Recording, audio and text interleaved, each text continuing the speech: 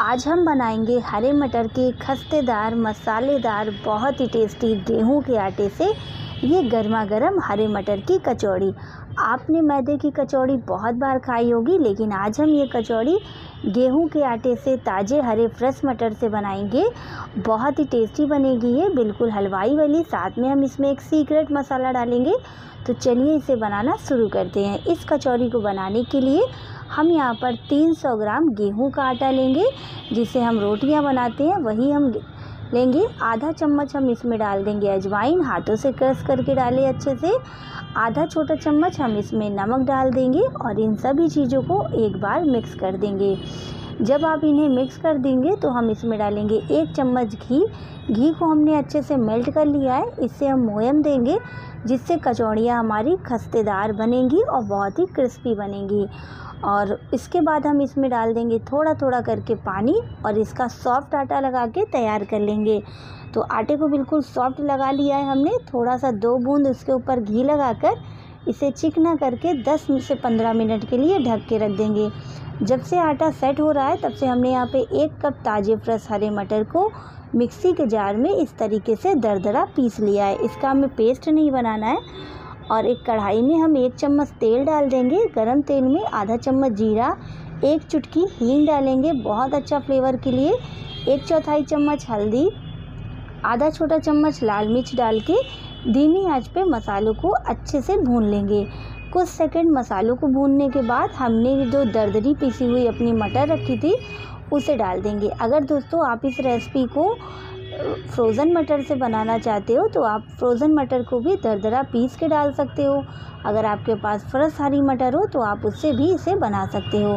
तो अभी मटर का सीज़न है तो हम इसे ताज़े फ्रेश हरे मटर से बनाएंगे। 2 मिनट इसे अच्छे से हम मटर को यहाँ पे भून लिया है हमने। मटर में जो भी मॉइस्चर था वो निकल गया है। तो अब हम इसमें अपना सीक्रेट मसाला डालेंगे। तो ये है कचौड़ी मसाला। ये रेडीमेड कचौड़ी मसाला है, आपको आसानी से मार्केट में मिल जाएगा। इससे डालने से ये कचौड़ियाँ बिल्कुल हलवाई वाली बनेंगी। तो हमने इसमें मटर डाला था तो इसलिए हम इसमें थोड़ा सा नमक डालेंगे। वैसे तो कचौड़ी मसाला में नमक होता है, लेकिन हमने इसमें मटर ऐड किया है तो हल्का सा नमक हम डाल देंगे। और मसाले को हम धीमी आंच पर अच्छे से मिक्स कर लेंगे और इन्हें कुछ सेकंड अच्छे से भून लिया है हमने। और देखिए यहाँ पे कचौड़ी की स्टफिंग के लिए ये हमारा मसाला तैयार है। बहुत ही स्वादिष्ट बना है ये। और हमने इसे यहाँ पे दूसरे बर्तन में निकाल लिया है और ये अच्छे से ठंडा भी हो गया है। तो आटा चेक कर लेते हैं। तो आटा हमारा यहाँ पे हम इसे 2 भाग में डिवाइड कर देते हैं और अब हम इसके पेड़े बनाएंगे। तो हम इसे चिकना बिल्कुल स्मूथ कर लेंगे और एक साइज़ के सारे पेड़े हम पहले चाकू से काट लेंगे और इसे बिल्कुल चिकना करके इसके लोइयाँ बना लेंगे। तो आप कचौड़ी को जितना बड़ा या छोटा रखना चाहते हैं उस हिसाब से इसके सारे पेड़े बना के तैयार कर लीजिए। तो देखिए इस तरीके से हम यहाँ पर कचौड़ियों के लिए इसके पेड़े बना के हमने तैयार कर लिया है। अब हम इसे दूसरे बर्तन में डाल देते हैं और इसे ढक के रखते हैं ताकि ये सूखे नहीं।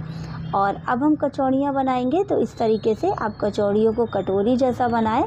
उसमें 1 से 2 चम्मच हमने ये जो मटर की और मसाले की जो स्टफिंग बनाई है, कचौड़ी का मसाला, उसे इसके अंदर भर दें। और उसके बाद अंगूठे से इसे अंदर की तरफ उंगली से करें और जैसे हम आलू के पराठे बनाने के लिए आलू भरते हैं उसी तरीके से इन मसालों को भर दीजिए। अच्छे से मोड़ के इसे बंद कर दीजिए ताकि ये तेल में खुले नहीं।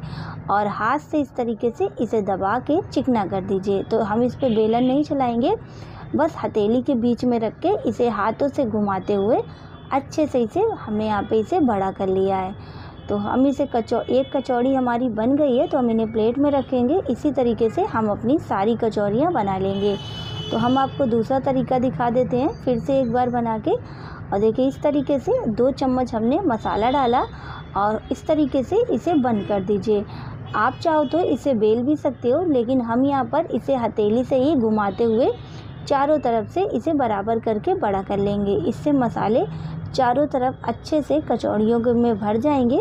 और देखिए इस तरीके से सारी कचौड़ियाँ हम बना के तैयार कर लेंगे। तो अब हम कचौड़ियों को फ्राई करेंगे, जिसके लिए हमने कढ़ाई में हल्का गरम तेल गुनगुना कर लिया है। उसके बाद एक एक करके कचौड़ियाँ डाल दें। गैस को बिल्कुल धीमा रख के हल्का गरम तेल में ही आप कचौड़ियाँ डाल दीजिए और उसके बाद इसे इसी तरीके से पकने दीजिए। जैसे जैसे कचौरियाँ पकती जाएंगी ये अपने आप फूलती जाएंगी और ऊपर आती जाएंगी। तो आप देख सकते हैं धीमे धीमे कचौरियाँ जैसे जैसे पक रही हैं ये अच्छे से फूल भी रही हैं और ये ऊपर भी आ रही हैं। इसी तरीके से थोड़ी देर तक हम इसी तरीके से इन्हें पकने देंगे और एक तरफ इनका कलर चेंज होने देंगे। हल्का गरम तेल आप इस तरीके से कलछी से इसके ऊपर डाल दीजिए। अभी आप इसे पलटे नहीं, जब ये एक तरफ से पक जाएंगी कचौरियों का कलर आ जाएगा उसके बाद ही हम इसे दूसरे तरफ पलटेंगे। तो देखिए कलर यहाँ पे चेंज हो गया है। तो अब हम यहाँ पे इसे पलट देते हैं। देखिए कितना बढ़िया सा कलर आया है। तो इसे पलट दीजिए। इसी तरीके से दोनों तरफ हम इसी तरीके से कलर आने तक चेंज कर लेंगे।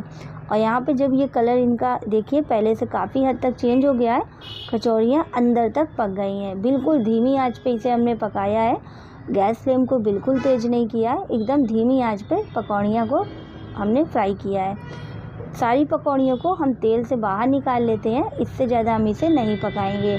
एक्स्ट्रा तेल निकल जाने के बाद इसी तरीके से गर्मा गर्म कचौड़ियाँ हमने प्लेट में निकाल लिया है। तो अब हम इसी तरीके से बनाकर इन्हें गरम गरम सर्व करेंगे। तो चलिए अब हम इसे सर्व करते हैं। बिल्कुल खस्ता मसालेदार ताज़े हरे मटर की ये गेहूं के आटे से मसालेदार खस्ता कचौरी बनके तैयार है। आप इसे अपनी पसंद की किसी भी चटनी, चाय या दम आलू के साथ सर्व कर सकते हो। बहुत ही क्रिस्पी बनी है और बहुत ही मज़ेदार बनी है। तो आप भी इसी तरीके से हरे मटर की कचौरियाँ बनाएं, सबको घर में बहुत पसंद आएगी। तो दोस्तों कैसी लगी आपको हमारी आज की ये वीडियो, आप हमें कमेंट करके ज़रूर बताएं। रेसिपी अच्छी लगी हो तो प्लीज़ कोमल किचन हिंदी को ज़रूर सब्सक्राइब करें। मिलते हैं फिर से एक नई रेसिपी के साथ, तब तक के लिए बाय।